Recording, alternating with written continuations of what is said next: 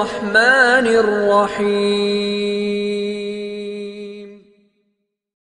شروع کرتا ہوں اللہ تعالیٰ کے بابرکت نام سے جو بڑا مہربان اور نہایت رحم والا ہے۔ علی وائس کے سننے والے معزز سامعین، السلام علیکم۔ نمرود کی خدائی کا انجام اور اللہ کا عذاب۔ نمرود، جسے دنیا نمرود بن کنان کے نام سے جانتی ہے، طریق کا ایک ایسا بادشاہ تھا جو اپنی طاقت اور دولت کے غرور میں مبتلا ہو کر خدائی کا دعویٰ کرنے لگا، اور وہ بابل موجودہ عراق کا بادشاہ تھا اور اپنے عہد میں ایک عظیم سلطنت کا حکمران تھا۔ تاہم اس کی تمام عظمت اور تکبر اس کے زوال کا سبب بنے جب اللہ تعالیٰ نے اسے اپنے عذاب کا نشانہ بنایا۔ اس کہانی میں ہم نمرود کی زندگی، اس کے دعویٰ خدا، حضرت ابراہیم علیہ السلام سے اس کا مکالمہ اور اللہ تعالیٰ کی طرف سے نمرود پر نازل ہونے والے عذاب کا ذکر کریں گے۔ نمرود کی بادشاہت اور غرور۔ نمرود اپنی بادشاہت اور طاقت کے عروج پر تھا۔ اس نے بابل میں عظیم الشان محلات اور مینار تعمیر کیے اور اپنی رعایا پر بے پناہ ظلم و ستم کیا۔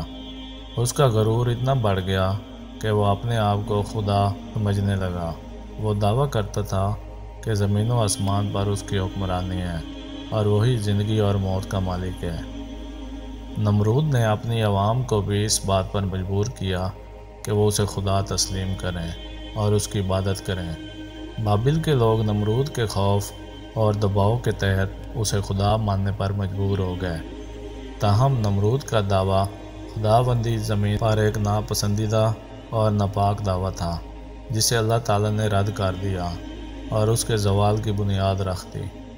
حضرت ابراہیم علیہ السلام اور نمرود کا مکالمہ۔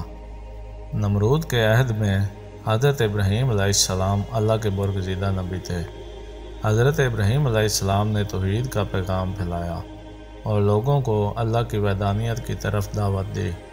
حضرت ابراہیم علیہ السلام نمرود کی خدائی کے دعوے کے خلاف کھڑے ہوئے اور اسے اللہ کی وحدانیت کا پیغام پہنچایا۔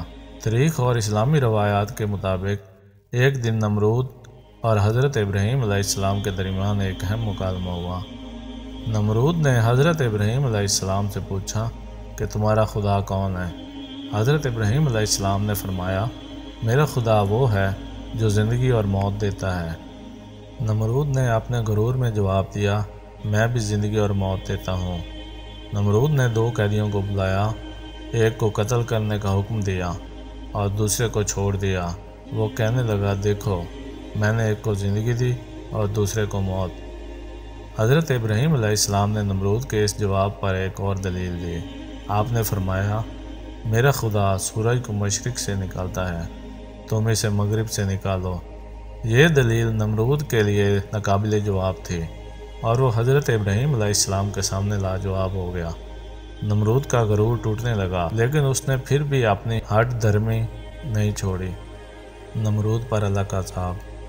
نمرود نے حضرت ابراہیم علیہ السلام کی بات کو نہ مانا اور اپنے دعوے خدائی پر ڈٹا رہا۔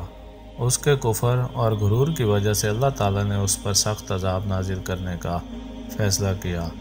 اسلامی روایات کے مطابق اللہ تعالیٰ نے نمرود اور اس کی قوم پر ایک ایسی مخلوق مسلط کی جس کے بارے میں کوئی سوچ بھی نہیں سکتا۔ یہ مخلوق ایک چھوٹی سی مچھر تھی۔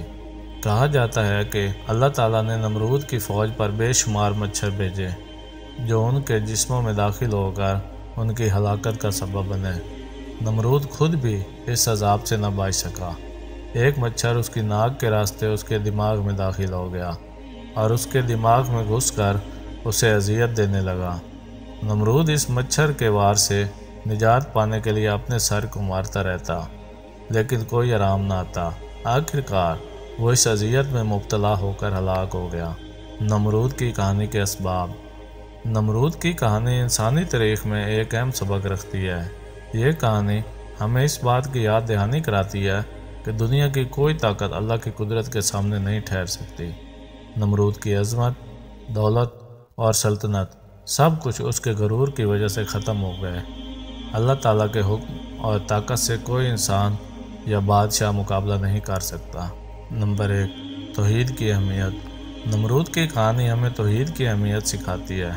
اللہ تعالیٰ کی وحدانیت اور اس کی حاکمیت کو تسلیم کرنا ہر انسان کے لیے لازم ہے۔ جو لوگ اللہ کی قدرت کا انکار کرتے ہیں اور اپنی ذات کو یا دوسروں کو خدائی کا درجہ دیتے ہیں وہ بالآخر زوال پذیر ہوتے ہیں۔ نمبر 2، غرور کا انجام۔ نمرود کی زندگی غرور کی ایک نمایاں مثال ہے۔ اس کا غرور اور تکبر اسے اللہ کے عذاب کی طرف لے گئے۔ یہ کہانی ہمیں یہ بھی سکھاتی ہے کہ غرور اور تکبر کا انجام ہمیشہ تباہی ہوتا ہے۔ نمبر 3، اللہ کی قدرت اور حکمت۔ نمرود پر اللہ کا عذاب ہمیں یاد دلاتا ہے کہ اللہ کی قدرت لامحدود ہے اور وہ جس چیز کو چاہے اس کے ذریعے اپنے دشمنوں کو ہلاک کر سکتا ہے۔ ایک معمولی مچھر اللہ کے حکم سے ایک عظیم بادشاہ کو ہلاک کر سکتا ہے۔ نمبر 4، حضرت ابراہیم علیہ السلام کا ایمان۔ نمرود اور حضرت ابراہیم علیہ السلام کا مکالمہ ہمیں ایمان کی طاقت اور یقین کی اہمیت کا سبق دیتا ہے۔ حضرت ابراہیم علیہ السلام نے نمرود کے ظلم و ستم کے باوجود اپنے ایمان کو مضبوط رکھا اور اللہ کی وحدانیت کا پیغام پھیلایا۔ خلاصہ، نمرود کی کہانی اللہ کی قدرت اور انسان کی کمزوری کا عکاس ہے۔ یہ ہمیں یاد دلاتی ہے کہ دنیا کی کوئی طاقت اللہ کے سامنے نہیں ٹھہر سکتی، اور جو لوگ غرور اور تکبر کے ساتھ اللہ کے احکامات کا انکار کرتے ہیں وہ بالآخر اللہ کے عذاب کا نشانہ بنتے ہیں۔ نمرود کا انجام دنیا کے ہر انسان کے لیے ایک عبرتناک سبق ہے کہ غرور اور تکبر کی راہ پر چلنے والا شخص کبھی کامیاب نہیں ہوتا۔ اللہ کی توحید اور اس کی قدرت کو تسلیم کرنا انسانیت کی بھلائی اور نجات کا واحد راستہ ہے۔ تو دوستوں، اپنا بہت سارا خیال رکھیے گا۔ ملتے ہیں اگلی ویڈیو میں، تب تک کے لیے اللہ حافظ۔